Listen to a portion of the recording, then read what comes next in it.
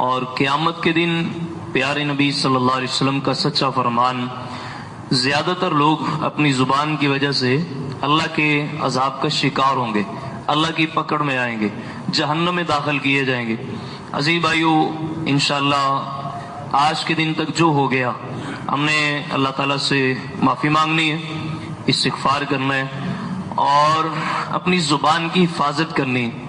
یہ کوئی کارنامہ نہیں ہے کہ ہر محفل میں، ہر مجلس میں اور ہر جگہ بیٹھ کے بے مقصد اور فضول بولنا اور بار بار بولنا، بولتے جانا۔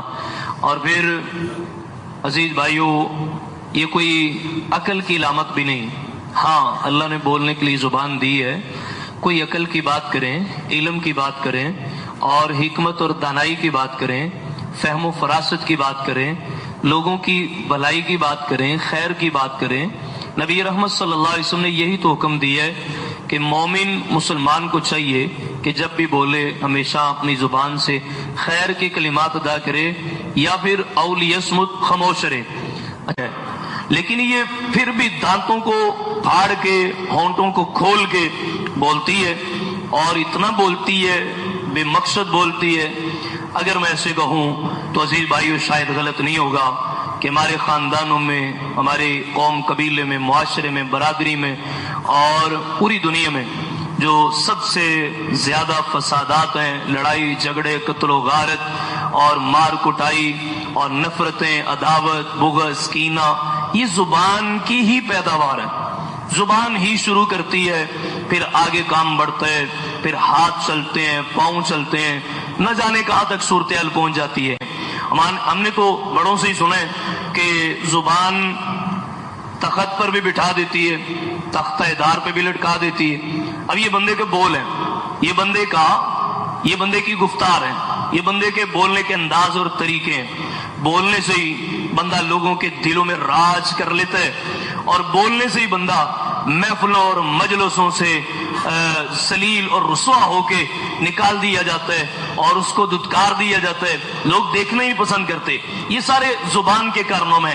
عزیز بھائیو، زبان کے متعلق ہی ہم نے اپنے بڑوں سے سنا ہوا ہے کہ جب بولو پہلے تولو پھر بولو۔ جب خاموش رہنے والے کروڑوں گنا، اربوں کھربوں گنا افضل ہیں ان لوگوں سے جو صوم و صلات کے بھی پابند ہیں اور نیکی کے فرائض کے سارے کام کرتے ہیں، لیکن محفلوں مجلسوں میں بے مقصد اور فضول بولنا، باتونی بننا اور بولتے جانا، ان لوگوں سے وہ لوگ بہتر ہیں جو خاموشی کو پسند کرتے ہیں۔ نہ کسی کی غیبت، نہ چغلی، نہ جھوٹ، نہ فراڈ، نہ دھوکہ، نہ گالی، نہ گانا، کچھ بھی نہیں۔ تو یہ لوگ قیامت کے دن انشاءاللہ بڑے فائدے میں ہوں گے۔ لیکن ان لوگوں سے بھی، یعنی جو لوگ خاموش رہتے ہیں، ان سے بھی آگے کروڑوں اربوں کھربوں گنا افضل وہ لوگ ہیں جو بے مقصد بھی نہیں بولتے، فضول بھی نہیں بولتے، لیکن زبان ان کی اللہ کے ذکر سے تر رہتی، بولتے ہیں، کبھی قرآن پڑھ رہے ہیں، کبھی اللہ کا ذکر کر رہے ہیں، کبھی پیارے نبی صلی اللہ علیہ وسلم پہ درود و سلام پڑھ رہے ہیں، کبھی توبہ استغفار کر رہے ہیں۔ تو اس طرح جو بولنے والے ہیں ان کے جنت میں درجات کو خاموش رہنے والے یا اللہ کے ذکر سے غافل رہنے والے، یہ ان کے درجات کو نہیں پہنچ سکتے۔ تو عزیز بھائیو، زبان کی حفاظت ہم نے کرنی ہے۔ اس کے لیے ایک نصیحت اور 5 ہم نے کام کرنے ہیں۔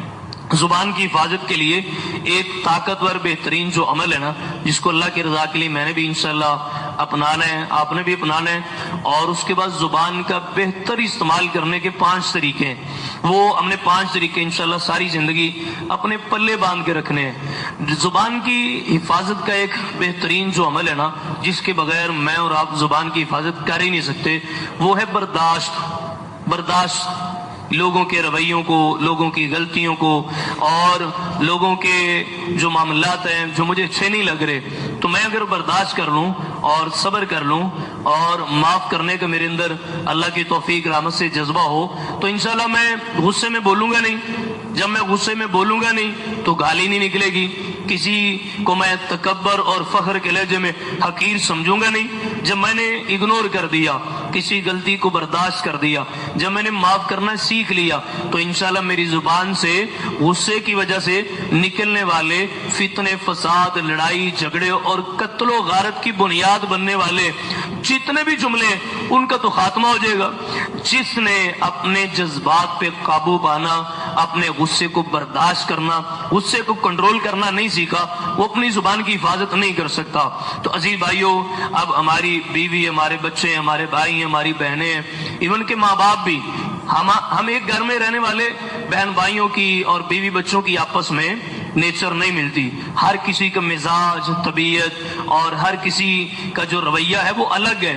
تو میرے مزاج کے مطابق اور میری طبیعت کے مطابق سارے چلیں، میں یہ پسند کرتا ہوں، آپ یہی پسند کرتے ہیں، لیکن ایسے ہوا نہیں آج تک، نہ ہی کبھی ہوگا، الا یہ کہ کوئی بڑا متقی پرہیزگار گھرانہ ہو، ساری اللہ کے دین پہ چلنے والے ہوں، تو پھر صبر ہوتا ہے، تحمل مزاجی ہوتی ہے، اعتدال ہوتا ہے، برداشت ہوتا ہے، صبر، یہ سارے کام ہوتے ہیں، معاف کرنا، درگزر کرنا۔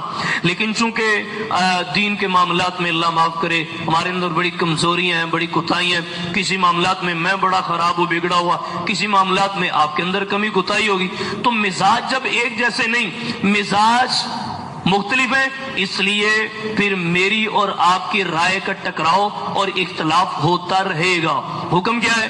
حکم یہ ہے کہ برداشت کرو، صبر کرو اور احسن طریقے سے لوگوں کو تلقین کرو۔ جو بھی معاملہ مجھے سمجھ آتی ہے قرآن حدیث کی روشنی میں کہ دوسرے کا غلط ہے، اب میں نے اس کو سمجھانا ہے، کیسے سمجھانا ہے؟ یہاں بھی اللہ کا بڑا خوبصورت حکم ہے۔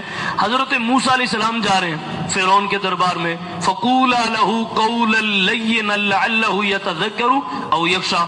اے نبی موسیٰ، اللہ کہتے ہیں کہ نرم لہجے میں گفتگو کرنی ہے تاکہ وہ ڈر جائے اور نصیحت حاصل کر لے۔ اب اللہ کے نبی موسیٰ علیہ السلام سے بہتر کس کا اخلاق ہو سکتا ہے؟ لیکن مجھے اور آپ کو بتایا یہ گیا ہے کہ اگر مزاج کسی کا، طبیعت کسی کی، رویہ کسی کا مجھے اور آپ کو اچھا نہیں لگتا، جبکہ یہ مزاج اور طبیعت کی مختلف پر اختلافات ہوتے رہیں گے، حکم کیا ہے؟ کسی کی اصلاح کرو تو احسن طریقے سے، ادعو الی سبیل ربک بالحکمہ والموعظۃ الحسنہ وجادلہم باللتی ہی احسن۔ یہ ہے لوگوں کے رویے بدلنے کے لیے خوبصورت اللہ کا حکم کہ لوگوں کو حکمت اور دانائی کے ساتھ، خوبصورت نصیحت کے ساتھ اللہ کے دین کی طرف بلاؤ۔ اگر کسی سے مجادلہ ہو، کسی بات میں اختلاف ہو، تکرار ہو، تو بھی احسن طریقہ اپنے نہیں چھوڑنا۔ یعنی کافر، یہودی، ہندو، سکھ، عیسائی نماز کیوں نہیں پڑھتا؟ تو ہٹے واسطے نماز نہیں اتری؟ یا تکبر، فخر، غرور اور یہ فرعونیت والے جملے اپنی زبان سے نکالنے اور کسی کو الٹے نام سے مخاطب کر کے نماز کے لیے بنانا، اور گدیا، کھوتیا، نماز کیوں نہیں پڑھتا؟ یہ طریقہ دین کی طرف بلانے کے لیے تو ہے ہی نہیں ہے۔ جب احسن طریقہ اپنائیں گے تو انشاءاللہ مزاج اور رویوں میں تبدیلی آئے گی، معاشرے میں محبت، پیار، اخوت، بھائی چارہ، اتفاق اور اتحاد، امن اور چین قائم ہوگا۔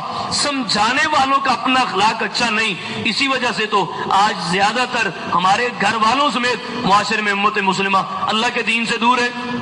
اب یہ کوئی اخلاقی رویے نہیں ہے کہ مسجد میں معمولی سی کسی چھوٹی عمر کے چھوٹے معصوم بچے سے کوئی سرزنش کو غلطی ہو گئی تو 20، 40، 50، 60 سال سے پہلی سب میں نماز پڑھنے والا اس کو دھکا مارے، اس کو تھپڑ مارے، اس کو جھڑک دے اور اس کو ذلیل کرے، اس کو رسوا کرے اور اس کی انسلٹ کرے، وہ بچہ کہے گا آج تو بعد مسجد نہیں میں جانا، ویڈیو گیم ہی ٹھیک ہے، میں یہ گراؤنڈ میں چلا جاؤں گا، یہ کر لوں گا، مسجد میں نہیں جانا۔ نمازی بڑے غصے والے ہوتے ہیں، داڑھیوں والے بڑے غصے والے ہوتے ہیں، حاجی بڑے سخت ہوتے ہیں۔ یہ رویے لوگوں کی زبان سے یہ جملے کیوں نکلے؟ اس لیے کہ ہم اللہ کے دین کی طرف لوگوں کو بلانا چاہتے ہیں، ہماری خواہش ہوتی ہے، یہ بڑی اچھی بات ہے، لیکن لوگوں کو دین کی طرف بلانے کا طریقہ ٹھیک نہیں، محبت اور پیار نہیں، قربت نہیں، اپنائیت نہیں، لوگوں کے دل جیتنے کا ہمارے اندر وہ جذبہ ہی نہیں، وہ طریقہ اور سلیقہ ہی نہیں ہے۔ اگر ہم نے اپنی زبان کی حفاظت کرنی ہے، زبان کو ہم نے انشاءاللہ کنٹرول رکھنا ہے، تو غصہ برداشت کریں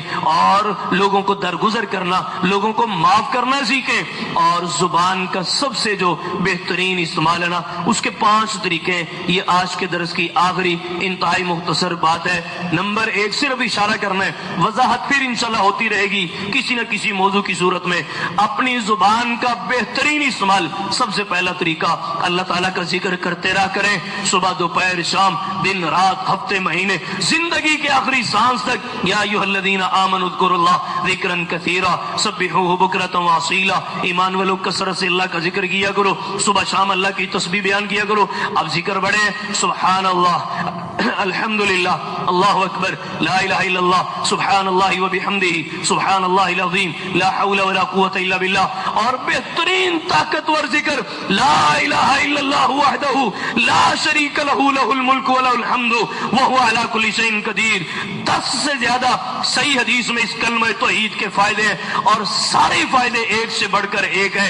ये अपनी जुबान पे जारी रखें, चलते फिरते पढ़ते रहा करें। दूसरा तरीका अपनी जुबान के बेहतरीन इस्तेमाल का वो है कुरान मजीद की तिलावत। अपने घर में, दफ्तर में, फैक्ट्री में, दुकान में, इवन के चलते फिरते जुबानी आयतुल कुर्सी अफजल तरीन कुरान की आयत, सूरतुल फातिहा उम्मुल कुरान, ये कुरान की माँ है, ये उम्मुल किताब है। हम मोटरसाइकिल पे, गाड़ी पे, पैदल, मॉर्निंग वॉक में, जहां भी ये सूरतुल फातिहा पढ़े और सदके जाओ। सूरत इखलास की फजीलत इमामुल अंबिया कहते हैं कुरान की सबसे छोटी सूरत, जो 3 दफा अल्लाह को राजी करने के लिए पढ़ते हैं, अल्लाह उसे पूरा कुरान पढ़ने का सवाब अता करते हैं। 1 अरब की 10 नेकियां, कुरान मजीद में करोड़ों हरूफ यानी अरबों नेकियां 3 दफा सूरत इखलास पढ़ने से अगर मेरी और आपकी आखिरत बेहतर करने के लिए मुझे और आपको मिल जाए तो और क्या चाहिए। ऊपर से मुसहफ पकड़ के कुरान मजीद बरकत के लिए पकड़ के भी पढ़ते रहे। बीवी को ऑर्डर करें, बच्चों को पाबंद बनाएं। स्कूल बाद में जाना है, पहले पौसी पारा पढ़ो। एकेडमी बाद में जाना है, पहले सूरत यासीन रहमान पढ़ो। ये तरबियत है जो हमने देनी है। कुरान मजीद की तिलावत जुबानी भी, ऊपर से देख के भी। जुबान के बेहतरीन इस्तेमाल का तीसरा तरीका इमामुल अंबिया खातमुन नबीयीन जनाब मोहम्मद रसूलुल्लाह सल्लल्लाहु अलैहि वसल्लम पे दुरूद व सलाम पढ़ा करें, सुबह दोपहर शाम। कितना बेहतरीन अमल, इन्नल्लाह व मलाइकतहू युसल्लूना अलन नबी। बेशक अल्लाह भी, कोई ऐसा अमल नहीं मिलेगा जिसमें यह कहा गया कि अल्लाह भी और उसके फरिश्ते भी सिर्फ दरूद और सलाम है। ऐ ईमान वालों, मुझे और आपको अल्लाह ने दरूद और सलाम कसरत से पढ़ने का आदी बनाने के लिए आगाज कितना खूबसूरत किया।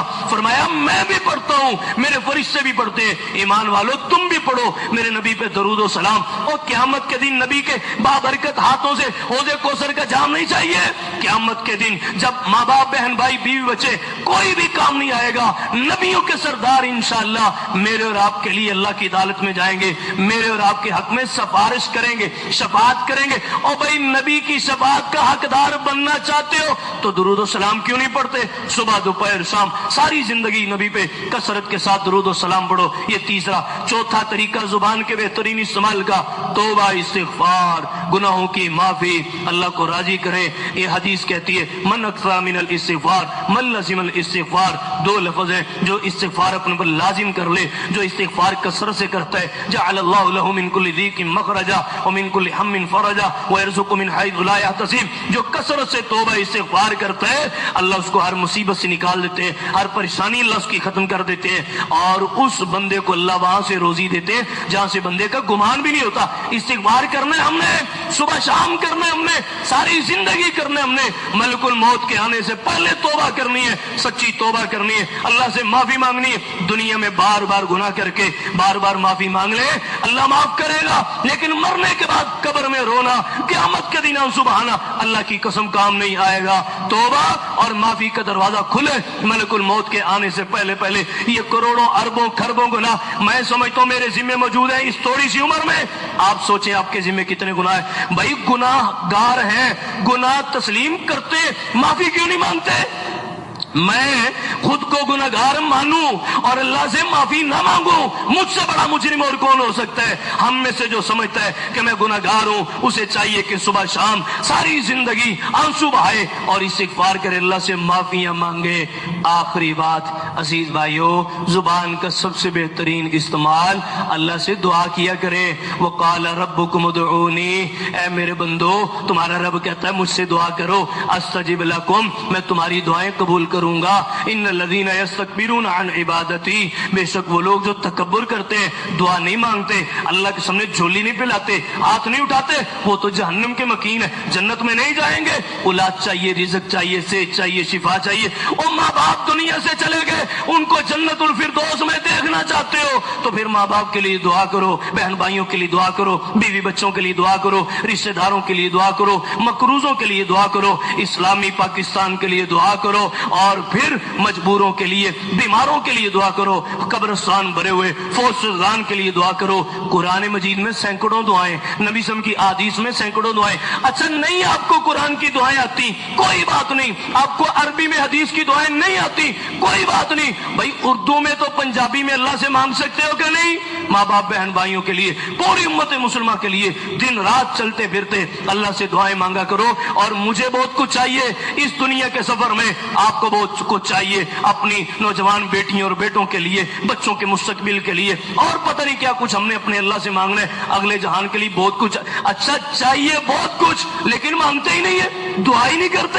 ظلم کی انتہا ہے عزیز بھائیوں، جو کچھ بھی چاہیے صرف اسی در سے ملے گا۔ اللہ کی قسم ساری مخلوق، یا ایھا الناس، اے دنیا کے لوگوں، انتم الفقراء الی اللہ، تم سارے اللہ کے فقیر ہو، واللہ هو الغنی، اللہ ہی غنی ہے، سب کچھ ملے گا اللہ سے ملے گا۔ مانگ، صبح دوپہر شام مانگ، ساری زندگی مانگ، اور صرف اللہ سے مانگ۔ وما علینا الا البلاغ المبین۔